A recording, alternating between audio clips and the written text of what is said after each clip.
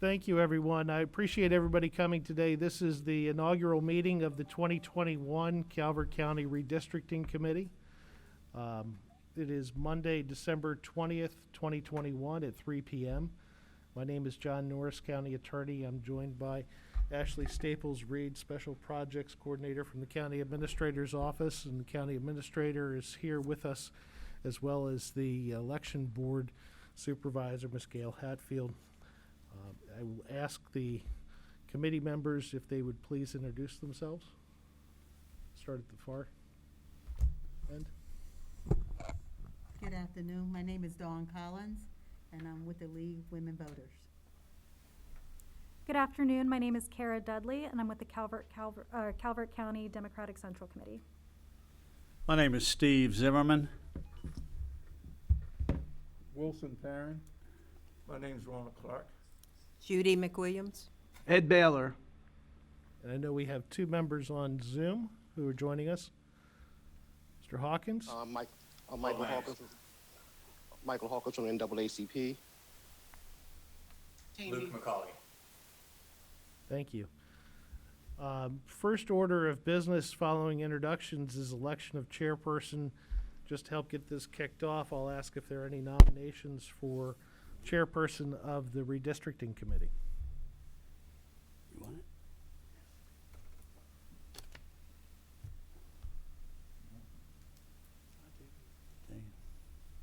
I nominate Judy. I'd like to nominate Wilson Perrin. Are there any other nominations?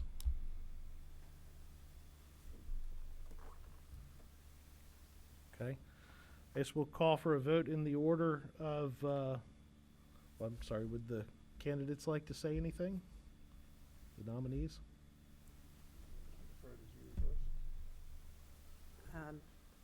No, I'm good. I'll just comment that Judy and I worked together in the last 10 years ago on this, and over the last 40 years, this is my third time doing this for the county, and it's always been a pleasure to work through with the concerns of the citizens and getting the line straight, and look forward to just working with this board, this committee again. Thank you, sir. So we'll do a roll call vote for, thank you. Do a roll call vote. Those in favor, I guess raise your hands if you would, please, in favor of Judy acting as chair.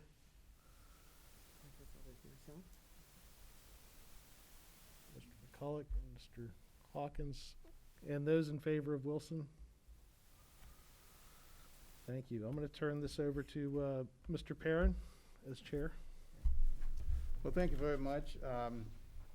It's my pleasure to serve as your chair. I served as the vice chair last time, and with Pat Parker was chair, and Pat had to leave, right, Judy? Yes, she left.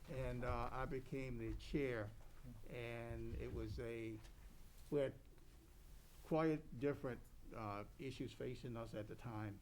And as we go through, just to point out, we do have the public. Speaking to the mic. Oh, mic's sticking straight up. Okay, is this better? Good. We do have the opportunity for the public to make comments, and we'll allocate some time on the agenda for that. But just to comment that this is a meeting held in public, but it's not really a public meeting. The difference is that we deliberate in public, and according to the Open Meetings Act, and we have an opportunity for the public to comment, but not really to participate as we go through. Is that correct, John? That is correct. Okay. All right. The main thing today, and this meeting will be 1 hour, no more than 1 hour. If it's more than 1 hour, Grasso, come up and just choke me.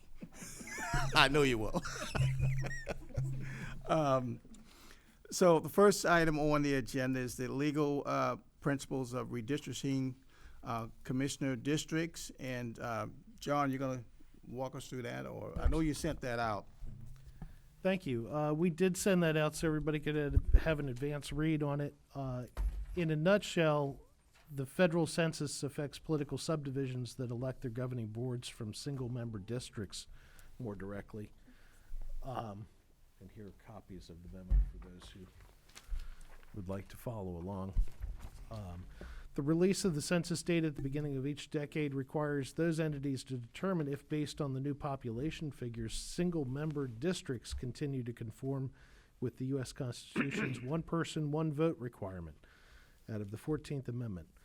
Out of balance electoral districts may require the entity to rebalance the population amongst its districts. And the one person, one vote principle applies to local government entities, along with the concept of maximum total deviation. However, at this point in time, all eligible voting citizens of Calvert County elect all 5 county commissioners every 4 years. That is, all voters in the county elect one commissioner that resides in each one of the 3 commissioner districts and elect 2 residents of the county, regardless of where they reside. Therefore, Calvert County does not have single-member districts when electing county commissioners. Memo goes on to read, because all county commissioners are elected by the popular vote of the county, the constitutional requirements of one person, one vote for the county commissioners is met regardless of the relative population in each district. I should note for the viewers at home or anybody listening in that there was a bill pending last session that was put forward by Delegate Crosby from St. Mary's.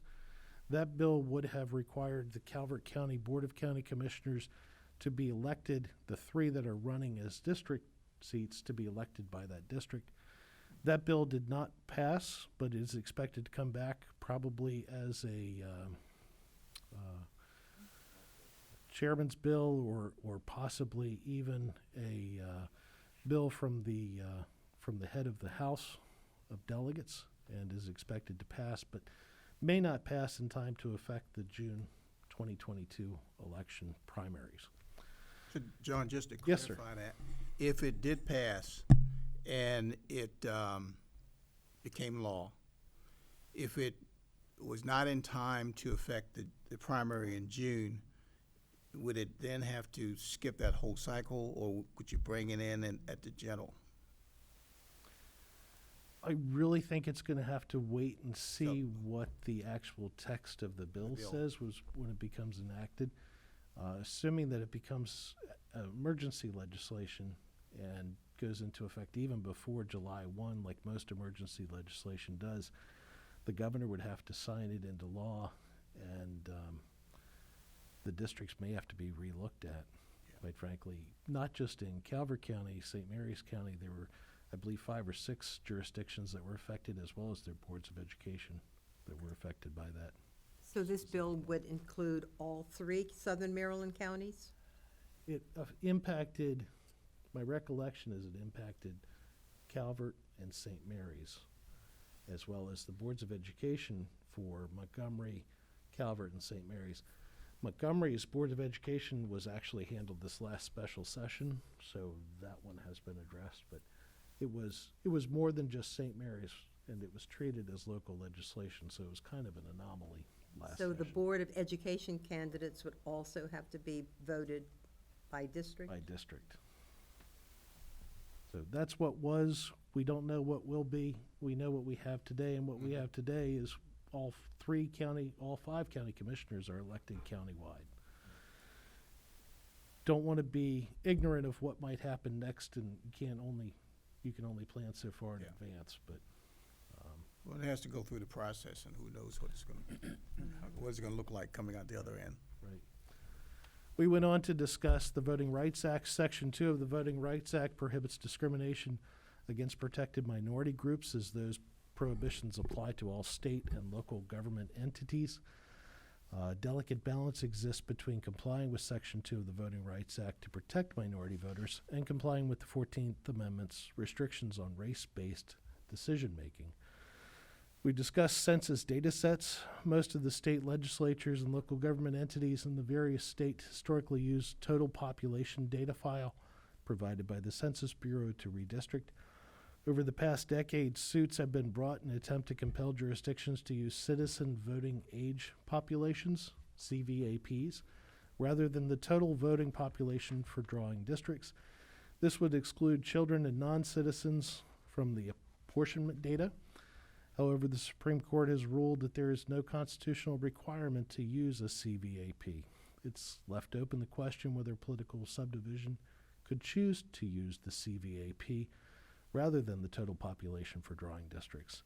Staff has presumed that the Redistricting Committee will desire to continue the historical method of reviewing total population, and the Redistricting Committee will need to advise if it wishes to also consider the CVAP data set. This discussion will focus on the potential litigation that could arise for those that are not relevant today because all commissioners are elected countywide. We have to be cognizant of the likelihood that at least 3 commissioners may be elected by their district when they run in the near future. Under the U.S. Constitution, any elections by voting district conducted after new census data is available are potentially subject to legal challenge under the one person, one vote principle. Courts have typically required the use of official census data unless governmental entity or other parties can demonstrate that some other better alternative data exists. A voter or candidate may be able to successfully challenge and stop the entity's election if the plaintiff can demonstrate to the court that the census data shows that the existing single-member districts are impermissibly out of balance based on new census data. Additionally, a plaintiff must demonstrate that the entity could have redistricted to bring the population of the respective single-member districts back into balance before holding the election, but failed to do so. Because Calvert County elects county commissioners countywide, the likelihood of this type of challenge is very small. Under the Voting Rights Act, packing and cracking. Section 2 of the Voting Rights Act forbids voting standard, practice, or procedure from having the effect of reducing the opportunity of members of a covered minority to participate in the political process and to elect representatives of their choice. In practical terms, the non-discrimination provision prohibits discriminating practices that, among other things, result in packing minorities into single districts in an effort to limit their voting strength to that one district, when, if the minority population had not been so concentrated in that one district, the group could have electoral strength in the second district as well. Fracturing or cracking minority populations into small groups in multiple districts so that their overall voting strength is diminished can be discrimination under Section 2. No magic number exists that designates the threshold of packing or cracking. Again, because how Calvert County elects its county commissioners, the likelihood of this type of challenge is very small. However, it is worth noting that a modified challenge of this type could be brought if it was demonstrated that the commissioner district boundaries were drawn to pack or crack protected minorities running from a given district. Given that there are only 3 districts that run the width of the county that's 34 miles long, it's not likely that a reasonable boundary could be successfully challenged. Conclusion. Though all county commissioners are elected by popular vote of the county, it would behoove the Redistricting Committee to consider the jurisprudence of the Constitution and Voting Rights Act when reviewing and making recommendations. Further, an objective of redistricting could be to eliminate, to the extent possible, creation of precincts with multiple ballots. Therefore, it's recommended the election precincts be used as redistricting building blocks when possible and to the extent feasible. Staff resources will be on hand to make it made available to aid the committee in all respects in its consideration in forming its recommendations for district boundaries. Thank you, John. Any questions or comments on what John reviewed with us? It's a very Anybody? heady topic. We tried to make it understandable. Yes. So if there are any questions, don't be embarrassed, please. The only thing I think we could probably decide the approach to is the citizen voting age population, whether we want to even consider that or do what we have done in the past, which is consider the entire population for a particular district. Any discussion around that?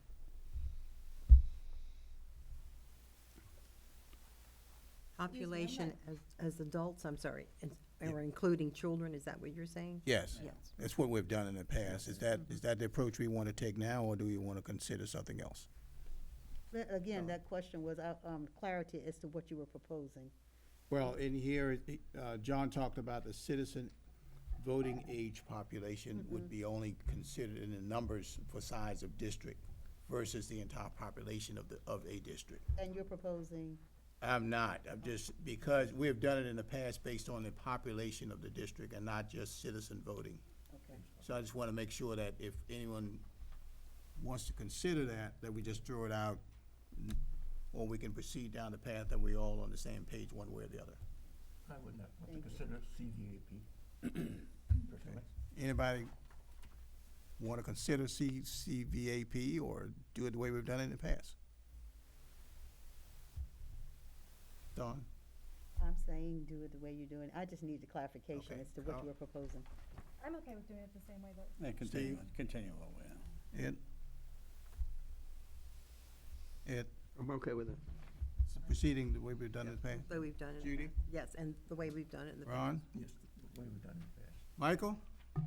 I'm fine with it the way it was in the past. Okay. And Luke? I guess I have a question as to, what the potential ramifications would be of doing that. Has that been explored or analyzed? Does anybody have some thoughts from the GIS department, or who could explain how that might change the layout of the county?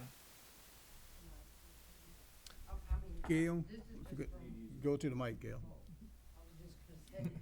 Gail Hatfield is in charge of our Board of Elections. This is just my opinion as. Bring your mic down. If you're looking at the population, I would stay with the population, because if you're gonna look at just the registered voters, which is basically your voting age, this is gonna be in effect for what, 10 years?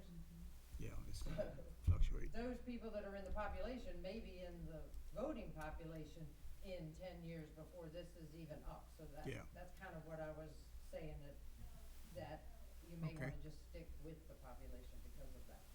Okay. I have a Luke? quick follow-up question to that. Is there any consideration of, instead of just children, more of a citizen, non-citizen county? Is there any consideration for that? In terms of the way the lines are drawn, or? Yeah, do people who are not here legally count as part of the population for voting? People who are not here legally and don't have the ability to vote. Children, oftentimes would be citizens or legal citizens. So I'm wondering if illegal immigrants could impact how our voting layout is. Gail, John or Gail? I guess part of the answer to that question is whether the data sets identify those who might be visa holders or who are not residents but hold a visa to be here, or are here without any paperwork or illegally. And I don't know if the data sets provide that level of detail. Hello, my name is Lionel Sewell. I'm the GI supervisor for the Calvert County government, and the data sets that we work with are the census blocks that the census put out every 10 years. And in the tables, we don't necessarily have any demographic data as what you stated, John. The only data we can work with is basically the population that each census block has. Okay. Gail, you have any comments on that? Okay. Any other follow-up, Luke? No, it's so basically we don't have the information to know. Is that right? That is what I'm gathering, yes. Yes. I'm gathering. That's it. Thanks.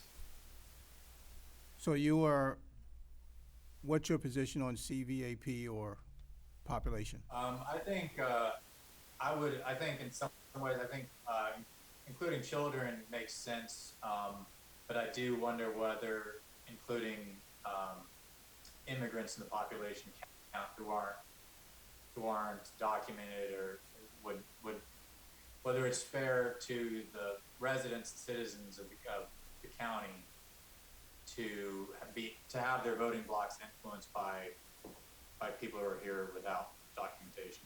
So that's just a comment, but it sounds like we can't really do anything about it, so I'm okay with continuing where we stand with Okay. the total population.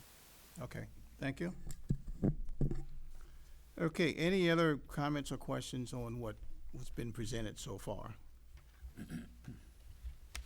The next item we'll get into will be review of the current districting lines.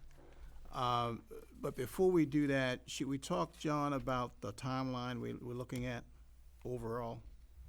To get to at least get to the point where we are making recommendations. And Gail, maybe I need to give you my seat, but I think a lot of this has to do with the June primary as the driving factor. Calvert County got the authority from this General Assembly to draw its own commissioner district lines. They've convened this board of 9 members to help inform that decision as to where those lines should go.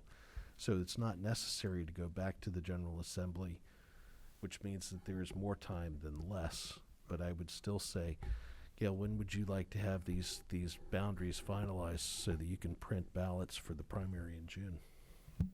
Well, as you guys, like he just said, June, we're talking 6 months, pretty much from next week. Right. 6 months. That doesn't mean, but if anything major is changed, we can't notify voters within a few weeks before an election. The legislation is giving us a date of February 15th as to when they should be coming to us with their lines for your senatorial lines, your delegate lines, and congressional lines. That's their drop dead date for us, is what they're giving us, because even in February, I mean, the filing deadline for county commissioners is in February. Okay. So if they're going to be filing under a district seat, they're going to want to know what district that is and where they're at and if anything has changed. So everything that is changed would have to be notified out to the voters. And so, I mean, if you're not, February is when they're going to give us. So I can't even give you what the lines are going to be yet. So anything that you may change now may have to be turned around and changed again come February 15th. You see what I'm saying? Fine-tuning between the Right, because we don't know what the legislative lines are going to be. So if they come down through one of our districts, we may have to move things around or, take care of things that way too. And we've always understood that in the past. Yes. So I would say that I need, in order to notify the voters, I would want it done before the end of March.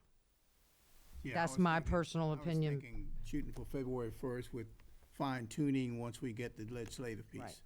As long as it doesn't change again. But that's what Right. I'm saying. If it changes, I would definitely need something to be done before the end of March. Right. Because we're already going to have, all the voters, the precincts. There's going to be a lot because any decision that you guys make, realize it's going to have a domino effect. Yeah. So anything you do is going to just shift changes all the way down the line, which I'll show you whenever we get to a map. I can kind of give you a visual of what would happen. I mean, can you give us an idea, since this is the first time I said on this, to adjust a boundary, something like, what are we looking at as time-wise on something like that? Say we try to fix that train wreck in north end of the county is what I'm talking about, but to drop that line down to go over to the beach area, to District 3. I mean, I live a quarter mile from Mount Harmony Road. I'm in 2nd District. I don't belong in the 2nd District as far as I'm concerned, But what kind of timeline would it take to change something like that? It's going to take us a little while. But if you're saying the end of March, will allow you. I'm saying by the end of the March, Yeah. it would give me time. If we finalized it by the end of March, it would give me time to Right. notify the voters. Because we're going to get flack back from that too. And plus, we have to notify the state. We have to let the state know if it's a precinct change, because whatever you do, it's going to affect my precinct lines. And it's got to be adjusted on population. We're trying to keep yeah. population equal or whatever that. Yeah, and even when you try to adjust it on population, Those little lines that are all inside those districts are precinct lines. Right. So every line you move is going to affect a precinct, Sure, which yeah. then is going to affect the next precinct, the next one, and the next one down, which Right. is, that's our biggest fear with 6 months out from an election, Right. is so many changes. Just trying to get a feel for the scope. Right. Yeah. Because right now, we have 23 precincts. Right. If we start digging in and moving precincts, and they're all large precincts, a perfect precinct is 2,000 voters. Right. Ours are all pushing 4,000 right now, but we're at 23. But if we start really changing things, we could end up at around 30, 35 precincts, which is then gonna double the cost of the election itself because of the judges, the machines, to do it. Right. So I'm just, in the back of my head, that's, but if we have until the end of March for your timeline, that would give us time at least to notify the voters. Okay. Yeah, on a future agenda, I want to allow some time to talk about precincts and sort of balancing and what your thoughts are around that. Yes, that Okay. would be good. Gail, one more quick question. If, for instance, you did have to go to 35 precincts, or would you be able to order machines and get them in time for the June primary? Seriously, maybe not, because of the timeframe. Which would affect the election. We're having enough problems just getting enough equipment with us adding on 2 early vote sites. So there's a lot going on, and they're getting ready to go to new poll books. There's things that are in the works with the state, Federation of the Blind.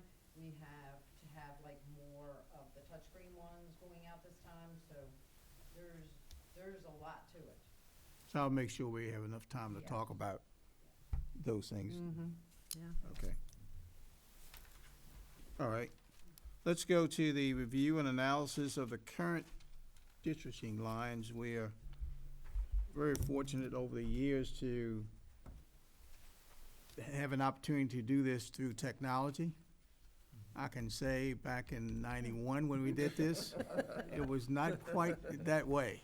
So this is a big plus for us that technology has come a long ways, and we do have a GIS group in Calvert County that's recognized throughout the state for what they have done.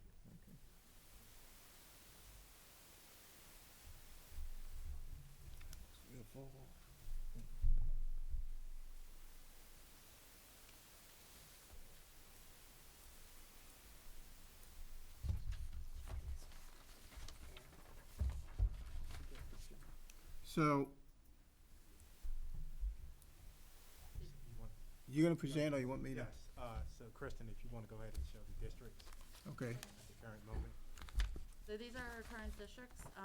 At the top here in the blue is our 3rd district. Oh, sorry. Can you hear me now? Yes. Okay. So at the top is our 3rd district right here in the blue, which is like Dunkirk and the beaches and part of Sunderland. District 2 comes down through here and goes through the mid part of the county. And then our first election district is our southern district. So this is what our current commissioner districts look like. And we'll zoom in a little just to give you a close-up look of each of these districts. So this is District 3 here. Okay, and as Kristen said, you have Dunkirk, Owings, the Twin Beaches, and part of Sunderland and part of Huntingtown, it looks like. And if we move down further south, we have District 2, and this looks like the largest district, actually, It is, yeah. which encompasses, it looks like western part of Huntingtown, entire Prince Frederick, and The top part is St. Leonard. St. Leonard, northern part of St. Leonard. And if we move further south, that's where District 1 is, and that encompasses, is that just the Lusby area, Solomons as well, and the southern part of St. Leonard. Yes. Okay. So currently today, District 1, your number is 28,617? So yes, let me show you to the right of this panel here. As I said earlier, the underlying data for these districts are by census blocks. So we're taking the population from each census block, and if it's assigned to a district, we're calculating the sum of that population, and that's showing over here in this panel. Okay. Let me try to.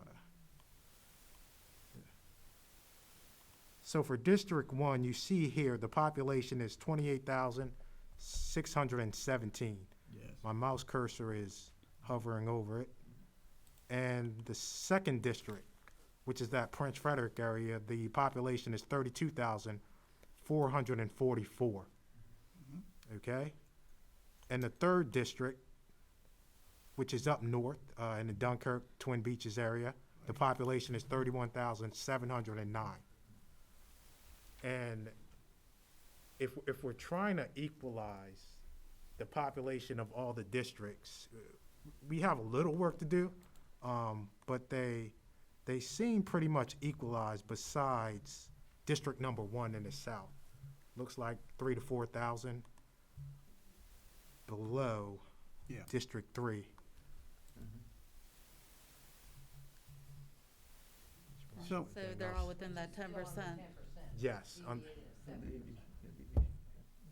so right now, what I'm hearing, Gail, is that if we did nothing with those lines, we're still within 10%. Yes. For the deviation. Okay, which is what we had last time. Okay. And the percentage, you'll see a deviation column over here to the right. And that tells you what percentage they're apart from each other, they're deviating from that actual equalization point. Okay. So the highest is, which I said that southern end, which is just a little above 7%, 7.46%. So you mentioned census blocks. I want to make sure we all understand that terminology. Census blocks, are they all relatively the same size? No, they're not the same size. And Okay. their boundaries are contingent upon the census, but they're the smallest geographic unit Right. that the census assigns population data to that we can Okay. use. So we have to deal with not splitting a block and also that impact on the precincts. Absolutely. Okay. Don't want to split a block, and then because you can't. You can't. Literally cannot. Right. And then if you do grab a block and you want to change something, you have to have a physical boundary. So if that census block is out in the middle of nowhere, it's not going to do you any good. You have to still have a river, a road, a ravine, some type of physical boundary in order to make a new line. How big is a block? Oh, it could be, some of them are small, some of them are Do you wanna try large. selecting one? It depends you on can try how to much select one. population Yes. is within that block. Yes. So these are geographical blocks of land, and you're counting the population within those blocks? Yes. Okay. All right. So looking at the current lines, last time I know the committee recommended adjusting the lines. The commissioners decided not to adjust the lines because we were within the 10%. So they decided not to go forward with that. But we do have an opportunity to adjust lines if we would like. So one of the things we'll talk about in more detail, of course, would be where those lines would be. Any comments or considerations? That's a future agenda item, to spend more time talking about that. So we're gonna talk about the size of the districts, the census blocks, eventually talk about the precincts a little bit, just in case the precincts have to change based on changing the district lines, if that's what the committee decides to do. So that's another thing I have down as a future agenda item. Any additional information, comments on the current lines? We have a comment. We would like to show you all something. Okay. We've been working with the election board, the Technology Services GIS team and the election board. Okay. And they've come up with a proposed change to our election districts. And they just want to show you the the changes that would happen to the population for each district based off of the census block reassignments. You see the tan area there? Yeah. That tan area is if we took that little section in the first district and pulled it from the second district, which is Planters Wharf Road, which is, actually it was several census blocks that we had to pull to do that in order to follow it down a road, and then it went down to a river. Now, what I'm trying to show you is the fact that, I mean, I know I don't have a pointer, but you see that there will equalize it. Do you see if they update that other section right there, everything will be in the green. They'll be equal just about. So All three districts would be almost the same population in all three districts from that one change.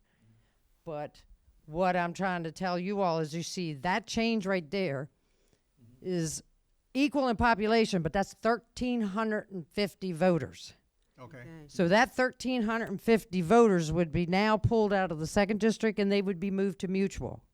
Okay. Mutual's already at max. So that means I have to add 1,300 more people into mutual, which means now that precinct's way overloaded. So then I would have to go across down there to another area and try to pull some of 1-4 out and move it over into 1-3. And this is what I'm saying when I say a domino effect. Right. Just from that small change. It looks like a very small change, doesn't it? But it will end up being, like I said, it's affecting 1,340 some voters, I think is what it is. So, but it will equalize the population. But Again, another option would be they would not necessarily have to go to mutual unless you don't want to add another precinct, right? no, they would have to go to mutual because mutual is, closest. yeah, mutual is the closest. That's right on Ball Road. Create another precinct within that area? Yeah, I could create Okay, I'm another just- precinct yeah. if I there's know some what- I place know- to put them. Yeah. If you can, if I have a building, or do you know what I'm saying? I have to have a location because right now we're using all the schools in the county that we have pretty much, and that I'm not sure of anything in that area except for Mutual School, which is on Ball Road, and then the other side, which is across the street, would be St. Leonard Elementary, and we also are using St. Leonard Fire Department. That's right, you are. So we're using all three buildings. We're just pulling people from different areas to go to all three buildings. So, I mean, that's just a small example of what I'm trying to show you all, that yes, we can equalize the population, but then we start a domino effect to the precincts. So that would bring District 1 up to about 3,400 or something like that. Well, let's Yeah, see. They'll all go in the green the as soon work- as they update it. Has already been done. Let's see what we'll get here. Did you do anything at the other end, this what ifs? No, we didn't do any what ifs yet. This was just the Okay, yeah, I know, first it's that I early. did to show you, because that's a big major change, because I know back, we did that when Linda Kelly was in, how we went up and around and down, and we haven't changed it since then. Right. We used to be across, I know it. straight across is how it used to be. So when we go across that third district, you see a lot from the second that's gonna be pulled. Mhm. So that will be some major changes if we go straight across again. Okay. But that would be an option that our GIS team could bring back to us if that's Yeah, something we yeah, want to look because at. they've put it on all of our computers in our office now, so this is what we've been doing, is playing with it, trying to, we're trying to find the least evasive Right, way to make it equal. okay. Okay, so let's see. Okay, so that would be, allocate some time to discuss that at a future meeting too. Where we want to add and whether we want to balance out. Okay. Now, we had the date, thank the GIS team and Gail for helping us understand the lines and the current districts. You mentioned the 15th for the legislative piece, which gives us some time to work through what we think would be the solution for Calvert County if we're changing anything. And then allocate some time either before we finish or after we we finish with a caveat to go back and look at the legislative districts to make sure that, we're not impacted by that with what we've come up with, whatever that is. So, looking at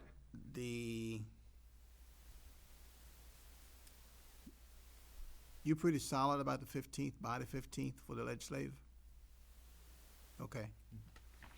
So we have, We had a meeting, they met with us in Ocean City, right, and that was what all the legislators promised us, was Okay. by the 15th. give you time. So, I mean, if you want before your next meeting or, within that time frame, I mean, we can continue doing what we're doing by trying to pull different scenarios that will Right. come up with the third, all three districts being equal. And then you can see what damage it will do each way we go. I think we need to look at, Right, Look that's at what I'm all saying. the We can bring up, like we did before. We put Yeah. out, 3, 4 scenarios and say, this will happen if we do this. Yes, Chris? The numbers are up, Oh. equalized. You see what happens by that one change. You see how all three districts now are actually under a 3% variance now. Which, under 3 is perfect. 3% can't under, get but much they closer don't than that. allow us to go over 10. right, But 3% is perfect. But this way, if we can give you a few different scenarios of changing or adding more into the first or realigning the third, all we're gonna be doing is realigning it, but then you'll be able to see the effects it'll have on each map. And when is the filing deadline for candidates? February what? 22nd. 22nd. should we shoot for the Right. 1st of February? I think we should. Shoot at for the least. 1st of February? think so, And if too. we get changes on the 15th based on, the legislative piece, we'll set a meeting just in case we need it to go back and look at that piece.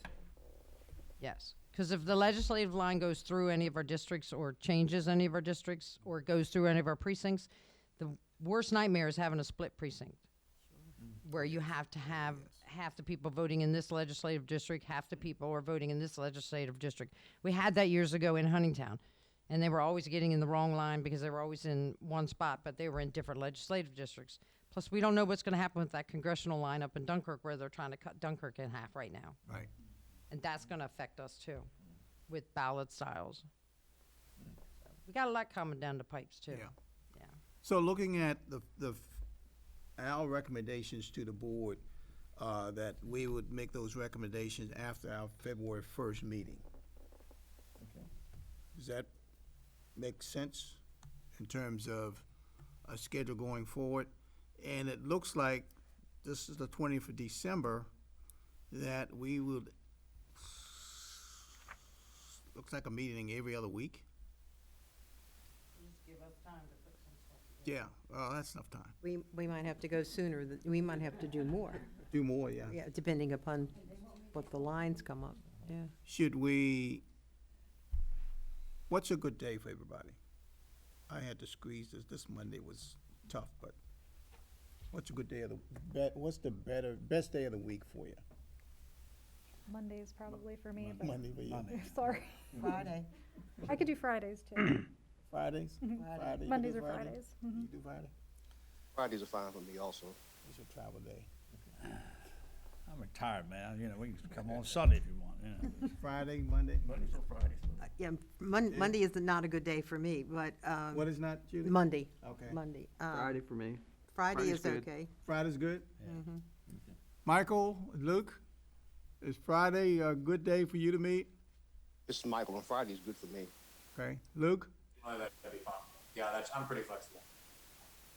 Okay, so around 3 o'clock, like this? 3 works. Okay. So let's say 3 o'clock on Friday. January the 7th? January 7th would be, no, not New Year's Eve. No, 7th, January 7th. January 7th would be the first one. Then, let's say the 21st. Is that enough, or should we meet every Friday? Why don't we see what happens on the 7th? Okay. Let's do the 7th. Okay. Why don't we do every Friday in January, and then we decide after the 7th, Judy, like you said, whether we need to do every other Friday or whatever. Just keep in mind, the 14th is probably the long weekend with Dr. King's holiday. If people, you know. Yeah. So let's do 7th, 21st, 28th.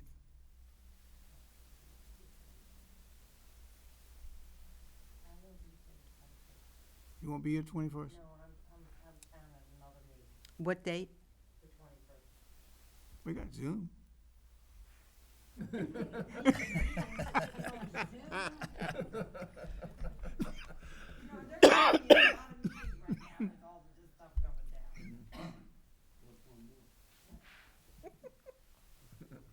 Well, let's leave it for the 21st, let's talk about it, and see what we can do.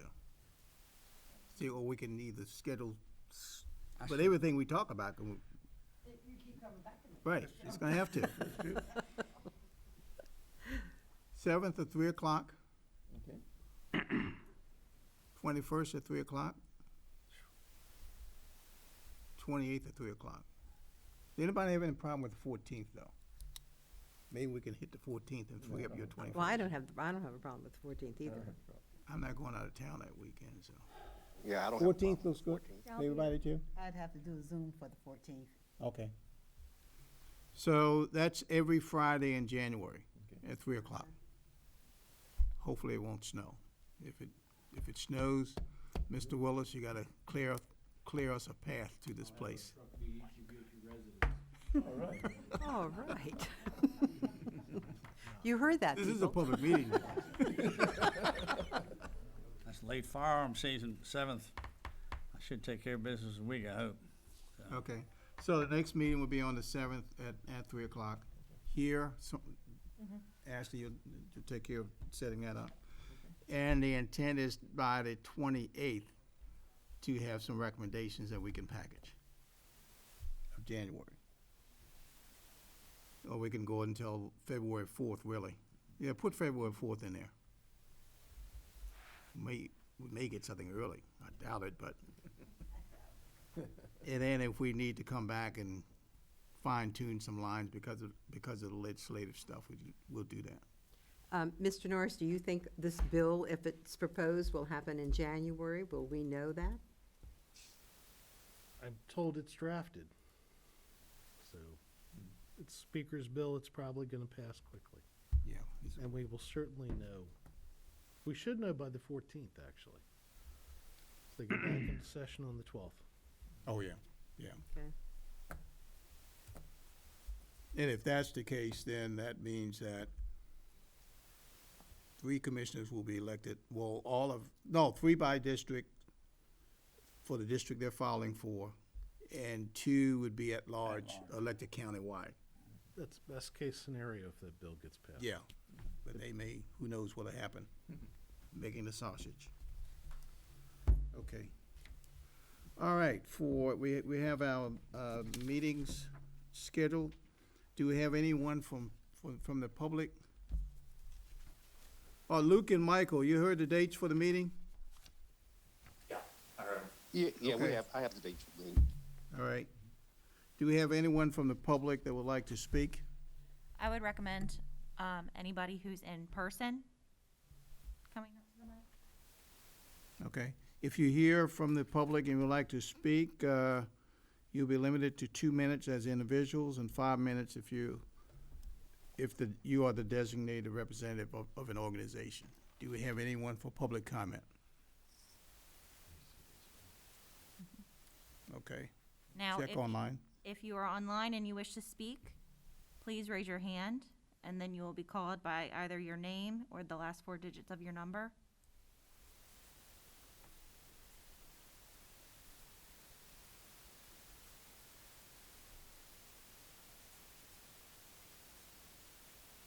Going once. Okay. Going twice. Anyone from the public? I have one caller, Okay. Miss Owens. Yes, I have a question, and I just want to know, what's the rationale behind this? Would this redistricting, benefit any one, party, like the Republican or the Democrats? I just need to get a little bit of clarification as to why are we doing it? and what's the rush, and is it to benefit a particular party? John, I'll try to respond to that, and you can keep me legal. I've done this, Ms. Owens, I've done this 3 times, and I don't see where this favors one party or the other in Calvert County. I don't think it favors any group based on racial aspects, because the population of Calvert County is sort of dispersed. We don't have like a large pocket of minority population in Calvert County.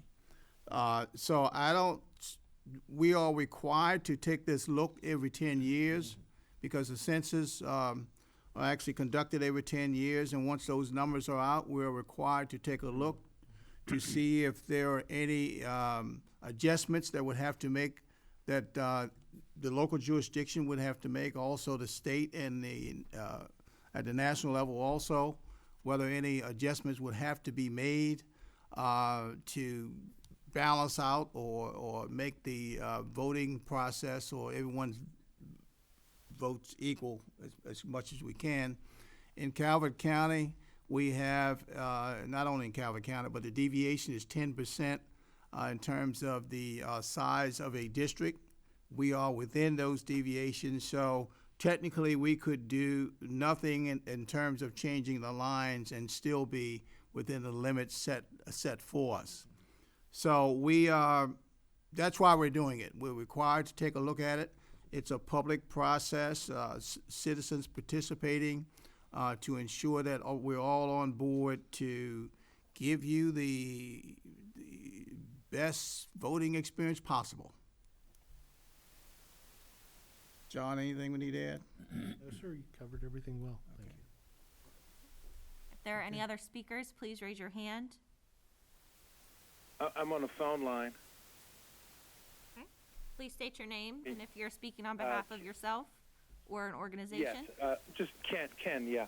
I live off of 231, and, there's a big project going right up about at Route 4 and 231. And so you're saying an option is to do nothing, right, as far as changing the districts? As far as changing the lines, yes, because. The lines, yeah. Right. So is the public going to be able to vote on that? This committee will take that input and deliberate and decide whether that is the case. But because we're not 10% or over 10% difference between the districts, we don't have to. Last time we did recommend changing the lines. Right. And I don't think the deviation was as far as, it wasn't 7% last time. I think it was like 4 or 5. So we will discuss that in a lot of details and make a recommendation. Right, okay, thank you. Thank you. Anyone else? I did have a Mr. Joseph Comer. Hi, good afternoon. My name is Joe Cormier. I'm up here in Owings. Earlier you had talked about either doing certified voters or total population, but do you take into account the construction? Because they're growing townhouses like they're growing corn, and I know in Chesapeake Beach, one group wants to build a bunch of apartments and things. Is the growth taken into account for these voting districts at all? Thank you. I think Judy talked about that, didn't you, Judy? I did ask that Future, question. John can answer. Well, let me see if I can answer. John Norris, County Attorney. The short answer is the projected growth is not used. It is the actual census numbers, the count of who's here that's used to create these blocks.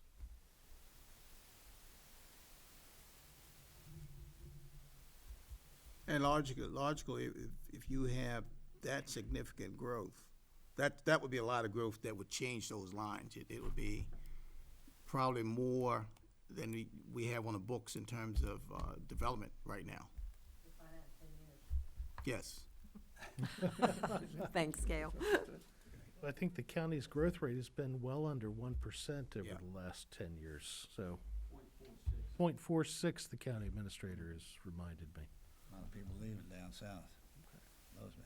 Any other comments or questions out there? Comments, really? We'll do one more call. If anybody has any comments, please raise your hand and you'll be identified by either your name or the last 4 digits of your number.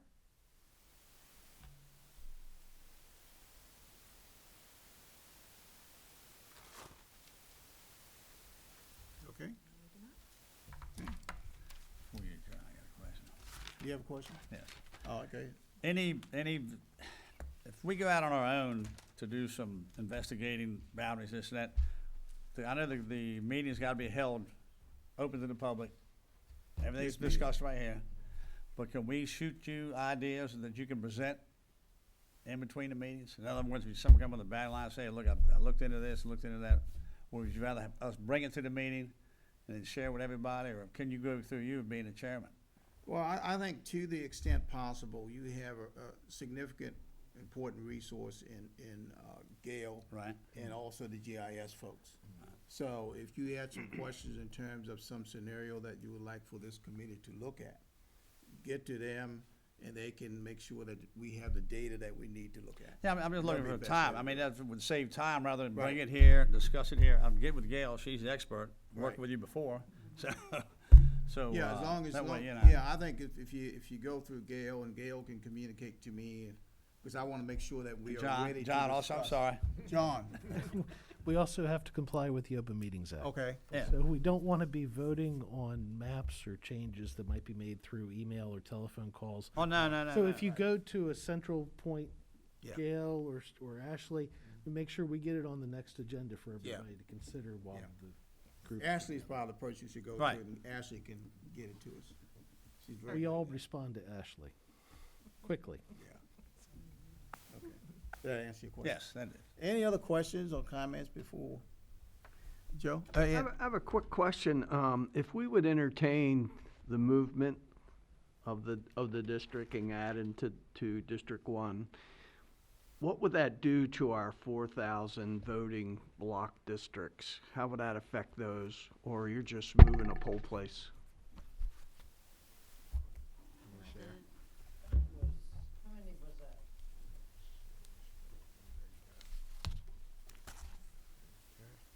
So do you want me to pull up the precinct ones? You want the precincts? Are we I think talking that, about- I think that might be easier. Okay, yeah. you Would it go be pull up- easier, Gail, to see the precincts, to look at it? Yeah, pull up, the one that shows the precincts on there. Because that section we did right there in the yellow now is several, that was a lot of census blocks. That was maybe, 12, 13 blocks Okay. that we pulled just to get that amount. But even though we followed boundary lines, then we still have to go through the Maryland Department of Planning too, because we have to make sure they're Right. legal, boundaries too. So what do you want to see, Gail? So Okay. 3 into 1-4, or So, 2-1? so you're looking at the yellow there, the blue, you see the blue there? The blue is 1-4. That's mutuals. That's mutual. That's Mutual Elementary School's precinct. Big- The pink across the street is St. Leonard Elementary. And the brown right up above there, right on the line, is the St. Leonard Fire Department. So if we pull that section down there, the Williams Wharf Road and all of that, that would be moved into the blue, which then would be too big. Well, then we would have to go pull the census blocks from over in the area down at, it's not Maple Road, it's down a little further. And then they have to shift that across the highway, but it's going to affect a lot of different census blocks. Let's put it that way. Like I said, I call it the domino effect, because that is exactly what it's doing. I think what would be good, Gail, is to follow up on what Ed's asking when we come back with that option. What's the impact of that option? Yes, Would that that's what I'd like to be able to do. clarify, Ed? To be able to do a few maps and Right. then show you all the impact that each map is going to do. In other words, if we do it this way, this is going to affect, like I told you, that's 1,347 people. in just that one area. But it leveled out the second district and the first district. But it messes up when it gets to the precincts. Wait a minute, Okay. Ross was telling you the meeting's over with. Well, I know it's over with. Thank you very much, Gail. I want to thank staff support. Today, we will be calling on you as we go through this process to make sure that we have the information we need to make the decisions that we will need to make going forward. I want to thank the public for, public in the room here and the public online for taking your time to get a better appreciation for this entire process. And thank the committee members for getting us kicked off to a good start. And I wish all of you a happy holiday, and we'll see you again on January 7th at 3 o'clock. Thank you. Thank you. Merry Christmas.